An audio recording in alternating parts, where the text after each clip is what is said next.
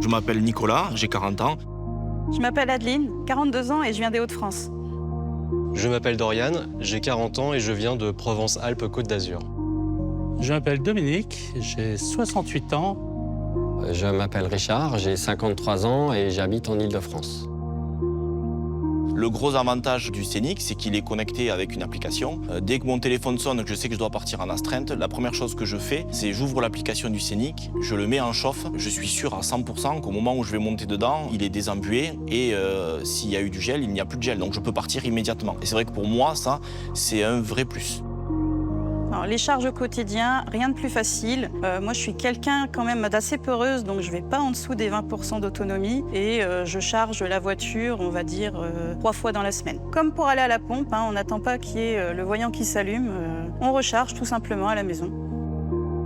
En termes d'entretien, il y en a très peu. Il n'y a pas de carter d'huile, il n'y a pas de boîte de vitesse, il n'y a pas beaucoup de pièces qui s'usent, donc pas de vidange, pas de filtre à air, pas de filtre à huile, pas toutes ces choses qu'il faut changer tous les 10-15 000 km et qui maintenant coûtent beaucoup plus cher. Ne plus avoir les mains qui sentent le gasoil, ne plus faire la queue à la station-service, avoir un prix du carburant qui fluctue en fonction de contexte géopolitique qui m'échappe en totalité, ne plus être dépendant de telle ou telle grève de transporteurs de carburant me va très très bien.